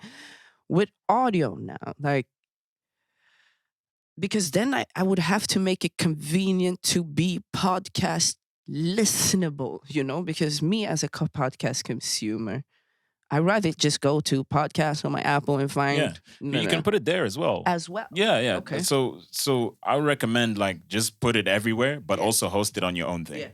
So that if tomorrow Apple Podcasts is gone, you still have it on your own thing. Yeah. If tomorrow, so again, people that are listening, I'm not saying do not post anything on like Instagram or thing. I'm just saying do that. You can do that, but also put it on your own thing. And when you're promoting to people, drive them to your thing. But it's also available on YouTube and all the different socials. But you're pushing your thing because who knows, in like a couple of months' time, there could be a brand that comes along and sees like, man, this guy's serious. He's got his own platform. He's got his followers. Dude, we want to pay you X amount if you push this beer or if you push this tea or this T-shirt or this like whatever, and then that's extra income to your platform. You know? You just create like something more structured, and then you become sustainable. It was on the long run. For me, that's what it's about. And I think that to any youngster out there, whether you're 20 or 18 or whether you're like turning 60 like your friend, it's like it's like there's no limits to this shit, man. At all. There's no limits to it. And one of the things is like that's made me more and more like so like enthusiastic about Mozambique and actually, practically living here now and all of that is that it's the wild, wild west. Yeah, man. Meaning that you can create anything. You want to do. Yes, there's frustrations. Like you were saying, like coming up with Fika. There are tough times. Still going through your journey, but like there's a certain sense of you can actually be the pioneer of something. That's why I came back too. Actually, that's why I came back. Because there's so many opportunities, and also be creative with it, because that's what I find so fascinating in the state that we're in. Yeah, we're behind, and oh my God, look at that neighboring country. They got. I hate when we start comparing ourselves to, for example, South Africa. It's like, yeah, but in Joburg, they have, it's like, bro, Joburg is like 60 years older than Maputo. Like, stop this whole thing, But, Joburg, South Africa already had an infrastructure. That was, regarding the history. But stop comparing ourselves. And also take control of our narrative, because that's what's so dope, we as a country are ahead because we can jump straight to whatever the goal is. Now, whereas in these other countries, they had to try and do the pen to, okay, social media, we come in hard. It's like, okay, cool. Social media is obviously a thing. Let's incorporate that, Like a lot of these other countries, they don't even know they have to be dealing with that, But what I was also just talk to the youngins out there, man, like take control of this shit, man. Like this whole formality of things here, dude. Like it drives me insane, like on all levels. I'm talking everything from opening like an establishment to even going to the bank, or even some of the radios we hear here, dude. Like, they all sound like we're in a communist movie. It's like, bom dia, and that's the most poppin' music radio that is talking with the youngins. Ainda estamos aqui. It's like, how can we relate to that, though? Who are we talking about here, Like, so really take control of that narrative. Like, I know now, mind you, I'm a grown-ass woman. 30, I have a degree. I went through school. I've lived. Business.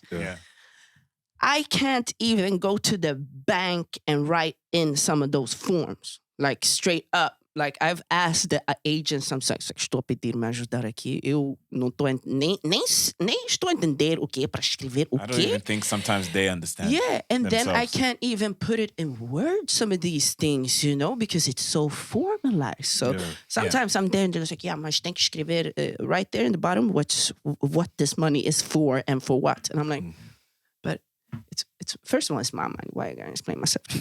Secondly, it's like, it's for this, and I kind of just want to write like, I got it from there, and it's for this. But it has to be now. É aquilo, o valor do content. It's like, desculpa. I know this is a bit stupid, but can you please write that for me? Porque I don't understand this. One thing that's weird is like when you have to write a requerimento. or a letter to an institution. It's so weird. Like you always need to write whatever you have to give, like your BAE number, where it was registered, whatever. So it's like a whole paragraph. It's like an old language, and you need to use like a particular language. Yeah. So it's formalities. I hate it. So I really want the young people to get ahead of it. It doesn't mean that we're gonna sit and swear and like to piss the older people off, and that we shouldn't be formal. That's not what I'm saying. What I'm saying is, fuck this old school shit. Like, oh my God, this whole carta thing. So it was one, I had a friend coming, I think it was like family. I think it was my mom was arriving. So I met her at the airport, and this was like, now I know the whole process. You need to escrever aquela carta, the letra de convite, so I get in there, and then I see my mom. So I esquivar. I got my way, so I get in there, and said, carta de convite. And I'm like, mas she's minha mãe, tu me conheces. No, you need the letter, And I was like, what the fuck? What does it say on this letter? And this was a nice lady, So she was like, you just gotta say that she's going to be staying with you and you have responsibility for her if something happens. I have tons of temper. I'm not kidding. But then I was just so, it's like, I was like, do you have a pen? It's like, yeah. It's like, give me the pen, please. Paper. I literally wrote there, my name, my BI, Ulrika is going to be staying at my house. Mas não pode ser assim, mas tá aqui. It's the letter.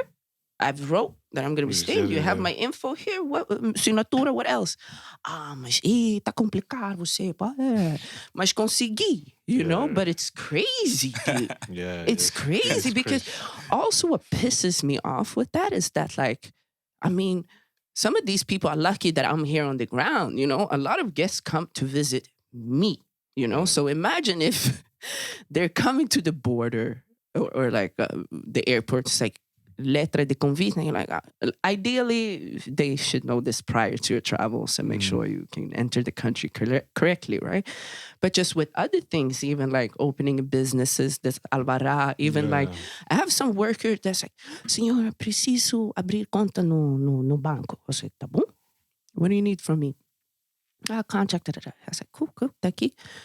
And this guy goes there, comes back, and he's like, não sei, disseram que preciso. And it's like, what? What is it that you need?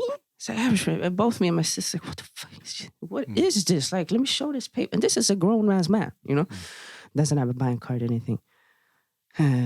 That's crazy. And that's the point that I want to bring. Like, it creates like this barrier. Like, like people that probably don't even have like a computer or don't have like this basic means. They can't do anything. They sent him back for an email. They needed the email address. Our email address. And he has no idea what the fuck they're talking about. He doesn't understand what's an email. So he comes back to me and I just like, and we couldn't figure, because he doesn't even know what the fuck he's saying, So it took us a while to like, there's so much formalities that are holding us back. Like, big time. Viva la revolución. And Filippa, is there sort of any sort of shout out that you want to do in terms of, what is your okay, let's say that like Corona ends tomorrow. Like, what is your next project? What is your... My next project, well, we're going to reopen Fika with a new format a little bit. I'm not sure. We haven't decided necessarily when. Yeah. We're going to reopen the doors, but it's definitely going to be a new format. I'm focusing a lot of my artist management. I'm an artist manager, so focusing on signing new artists. What are the current artists? Just so... EXO, Mark Exodus, and then I don't want to mention the new ones. I'm quite excited. I'm feeling a bit inspired, I finally have time to listen to music, which is one of my loves, Definitely getting more into that, another passion project of mine. And then, I'm hitting up Thailand, bro. This is. I haven't told anyone this, fam. I haven't even told my pops. Gonna find out on the pod. It's gonna be like, what the fuck? You going to Thailand? Yeah. And what's Thailand for? Is it meditation? Is Straight MMA, man. MMA? I'm fucking shit up. Yeah. Amazing. Yeah, but just to also meditate. Yeah. Like really time for Yoga, myself. Me. I'm gonna take my dog with me, and it's just gonna be two of us. And MMA and jiu-jitsu, I want to do roll a bit more. Yeah. You should get that jits. Yeah. Hopefully before. Are you managing to do any jiu-jitsu in Bay City? Yeah. I call it Bay City now. Bay City. So I'm just right now I'm doing it, but like in a very weird format because I'm trying to teach people that never done it before. Okay. So like it's good, but it's bad in the sense that like I don't develop, you know, like as fast. Like I develop whatever I already know, but like I don't test my knowledge that much. So, but it's cool. But it's with the Rona thing, it's difficult because jiu-jitsu is like 100% contact, like, you know, sweat and hands-on, and like, you know, it's also a sport where, you know, even before Corona, we had to be like very hygienic. You know, you have to wash your gi all the time. You have to all these things. So it's like now I haven't been doing it, but I have some things planned on how to do it, and some big things actually planned. So that's why dope. before you go, we should actually try to get some training. I don't know when you're going to Thailand. I don't know when they're opening the borders, but I think latest next year. Cool. Because I just found out one of my best friends is totally having a baby, so I need to be. She's a beautiful. I'm so excited. She's gonna be the Gonna perfect lose listeners. So I would love to be in Sweden in January, just to kind of be there when the angel arrives. That's amazing. Yeah, so I'm thinking early next year, man. That's cool. Yeah. That's dope. That's dope. And stay a year. One thing is, I think as we close down, what would be like? What would you say to women that want to start? So it's a two-part question. What would you say for women that want to start a business? It's actually a three-part question. Sheesh, you're going hard. What would you say for women that want to start a business? Yeah. What would you say for women that want to be like influencers? What would be like your advice? And then what would you say to women that want to start martial arts? Okay. Because all of those things are like very male dominated, and social media probably not. But it's a little bit intimidating. Yeah. Like, you know, like probably in social media you get like hate. Yeah. Like people like slurring and whatever, and then so on and so forth. Please help me make sure I answer all three questions. It's a lot. So first one, any female trying to open or start their own business, be resilient, man. Like, and it's not easy. It's not at all, because you also have like, you know, just the normal stuff of starting off a business. It's not easy in general, right?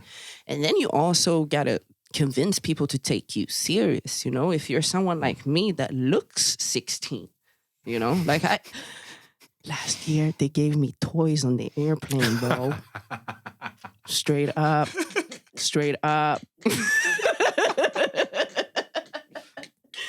What the fuck is this?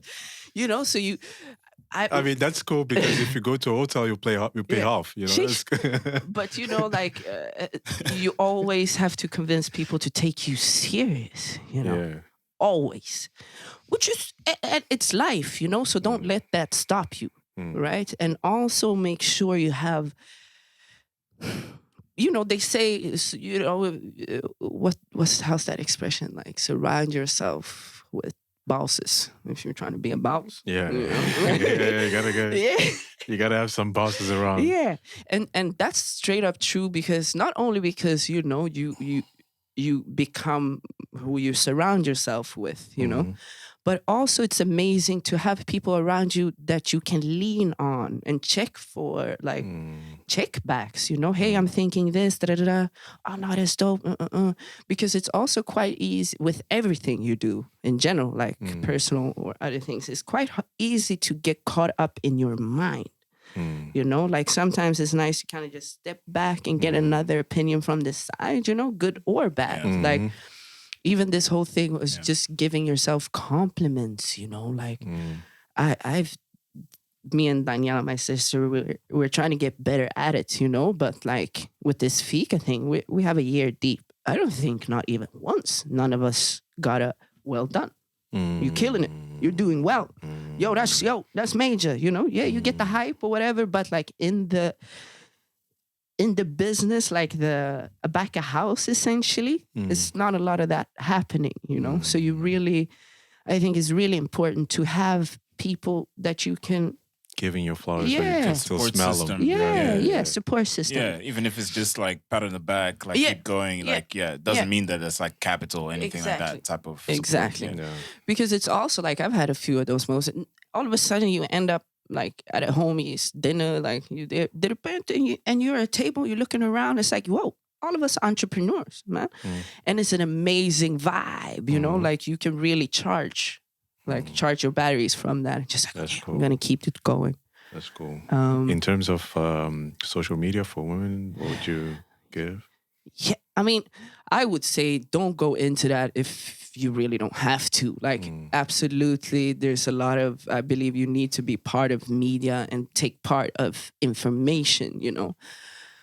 But it's a scary world. Like, would you say that you also have to be prepared for the negative? Yeah, absolutely. More than the positive, actually. Yeah, straight up. And also I would go into social media and influencing when you know what you're trying to do. Like, go in there prior with the plan, man. Don't get caught up in this, you know, because, oh my God, it breaks my heart. Some of these girls that I see, you know, like, I'm not going to lie. I don't get a lot of hate.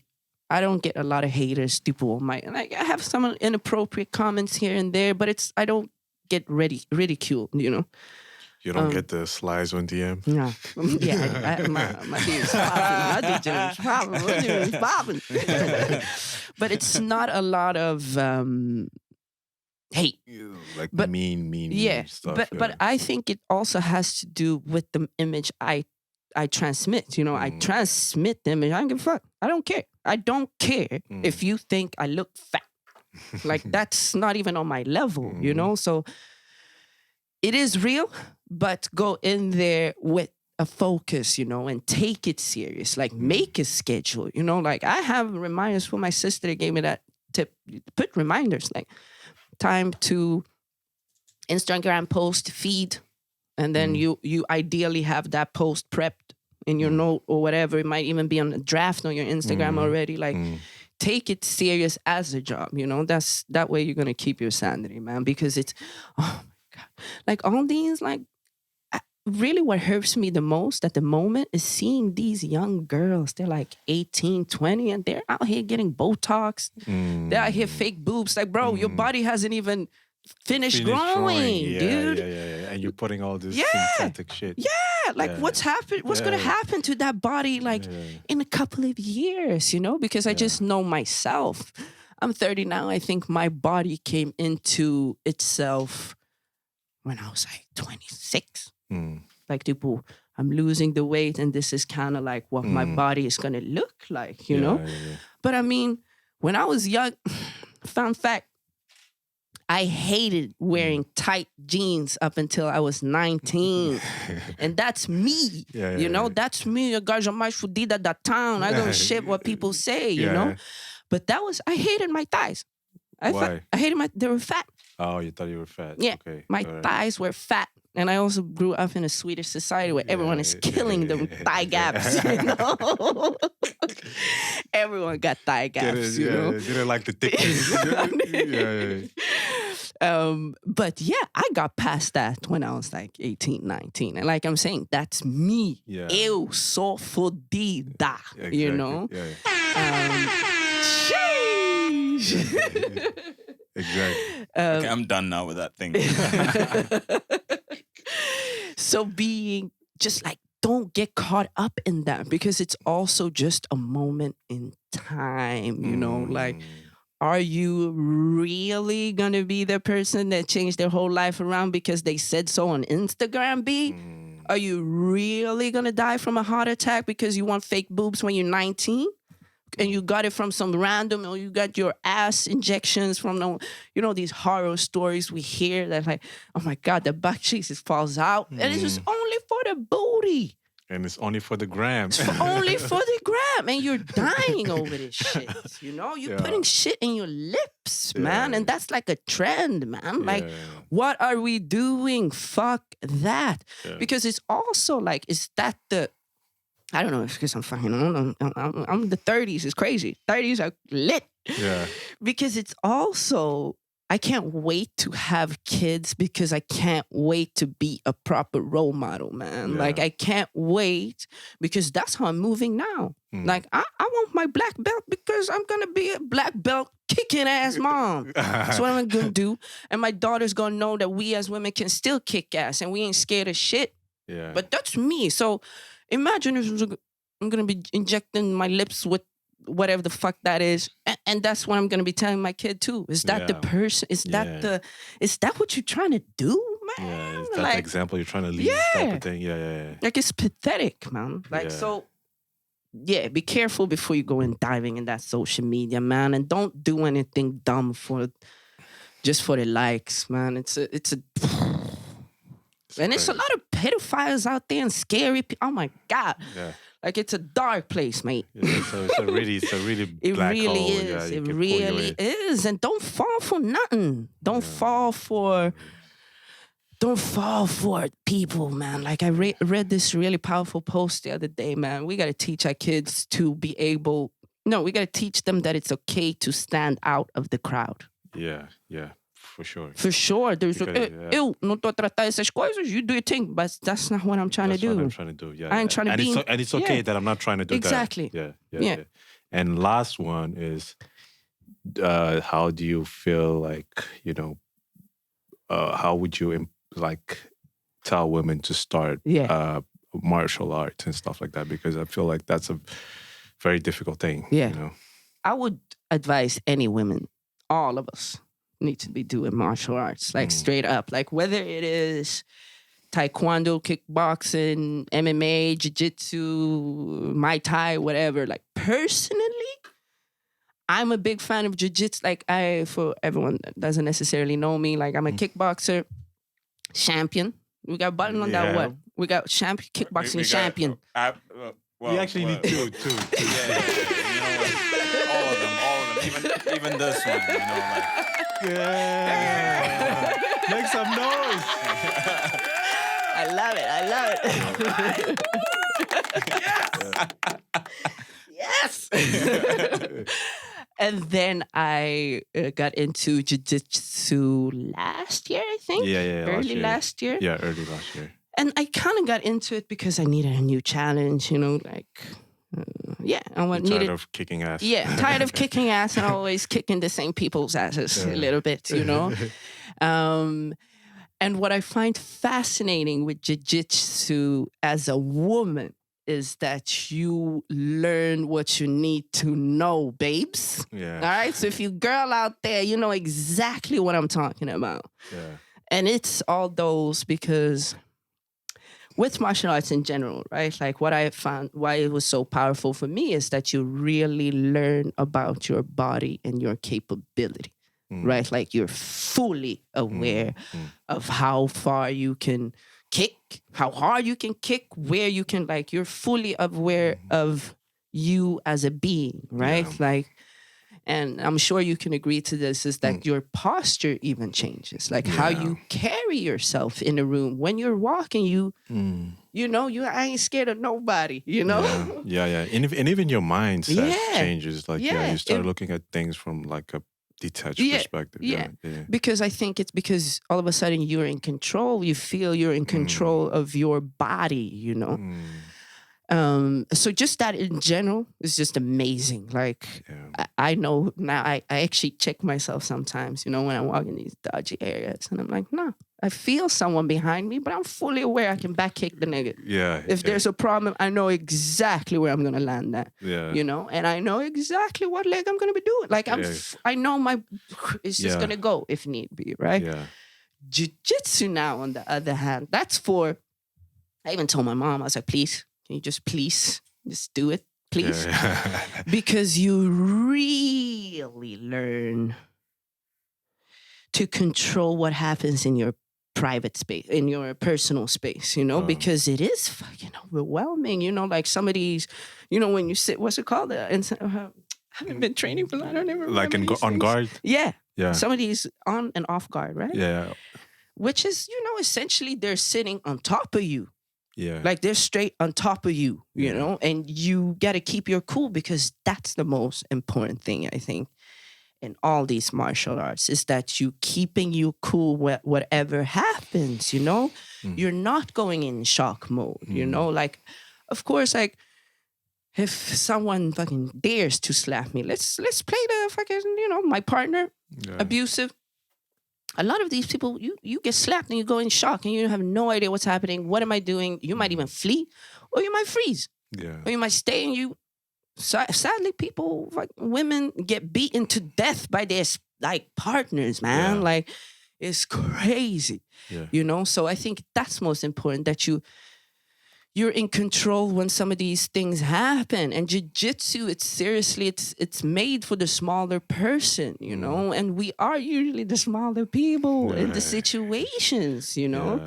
And it's, straight up, you learn how to get out of a rape situation. Yeah. You know how, That's the basic part. Yeah. That's like the number one thing you learn, how to fucking get out of that situation. And you, nice, and it's really, you really learn to control your body, and it's something so powerful, because I think what we need to learn quick is to not let other people have control over our body. So when you start having that control, and as well, because that's the thing. Yeah, you feel empowered. Yeah, because I'm sure you can, I don't know, I guess you can feel in control of a situation. But then on top of that, also knowing where you can go in terms of this, you see, you already might be even 10, 15 steps ahead. Yeah, exactly. And you're still calm, you're still there, you're still like, no, it's not, I would definitely, and that's also why I'm doing it, like, even with jiu-jitsu, it can be overwhelming. Like whoever, especially for girls, I'm sure some guys might have that as well, but it is quite overwhelming to be that close with a man. Yeah, it's a personal space. Yeah, especially with like guys we don't even know. Like some of the dude, like how someone that's just sparring with you. Yeah. Like at first time, I have some friends that, like some girlfriends that was like, nah, it's too overwhelming. Like I can't, like, because I've been lucky that I actually don't have, I don't have a traumatic story like that. So I don't get triggered from it. And also I am a kickboxer, so I can detach myself from the exercises that we're doing, But that's why I'm doing jiu-jitsu, because we need more girls doing it to be able, for other girls. Like, nice, if you think that's too overwhelming to roll with Sabaka, roll with me. Like, you need to learn this, This is what you got to learn this. Yeah, you got to learn this. You really do. Like the basics, you really do to survive in these streets, sadly, man. But also you got to take control. But also up here, right? Mentally. Yeah, absolutely. Definitely. And I think that's one of the things that my wife and I were discussing. Like, what are the things we want our daughter to like get into from like early? Yeah. And we both said like martial arts. Yeah. Not actually for defending, but it teaches you a lot mentally. Yeah, discipline and stuff like that. Yeah. And also, some of these martial arts, depending what school, the master might be a bitch. Like you can stand like... coming up with some bitch-ass shit, bitch-ass moves, you can stand there aligned and he's just ridiculing you. I'm a stew, but I say da-da-da. And you're just, but you learn to just stand. Just take it. I'm not saying that you should learn how to stand and take shit, but you learn how to manage it. Yeah, how to manage what's going on. This is not anything a ver comigo. This is nothing personal. And being able to step out of the situation and just deal with it. Yeah. No, that's for sure. It's major. Straight up. Every girl needs to be training martial arts, whether figure out what sport it is. I don't know much about capoeira in terms of how much self-defense and actual applicability of it. But as long as it's martial art, it's a start. Yeah. It's a start. To most importantly, feel like you're in control of your own body. Facts. So, Filippa, where can people find you? Oh my God, are we coming to an end? Yeah. We've been chatting for 2 hours. No way. I knew. I told you I could chat shit for time. But it's not the last time you hear, Yeah. And then you need to invite us to your pod. For sure. No, this was dope. I love this. This was super fun. You can find me at AfroTwinF. My blog is fifitness.com. So Fifi, they call me Fifi. Fifi with 2 F's. So it's FIFFITNESS.com.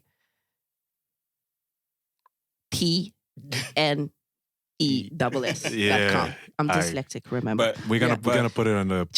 We're gonna put we always put it in the description, Okay. so that's official. People will be able to reach you. Yeah. People will be able to slide on DMs. Yeah. I know for the guys out there that want to know more. Yeah. I'm not saying anything else. Come on, guys. At least now you have some backstory. How to maneuver it, or else you're gonna get back kicked. In the streets. And support local businesses. Support Fika once Fika reopens and gets into the new normal. Let's keep supporting. Let's keep doing whatever we can. Events, for sure, supporting for each sure. other, entrepreneurs. Dope. And And I just want to say, these are crazy times. So I wrote that to some of my followers as well. If you do feel lonely or you have no ways to turn, drop me a message. I would suggest message me on my blog because I take it more serious, but times are hard, man. And the last thing you need to feel is that you're alone. So if you're having a dark day, hit me up. I might send you a nice song or a good podcast. Yeah, or some people just need a virtual hug. Yeah. I Right see now. you. Absolutely. So hit me up. I'm not that scary as I look. Well, you don't sound scary. I don't? Yeah, for sure, man. Thank you, Filippa, for Thank you coming through. Thank And you. we out.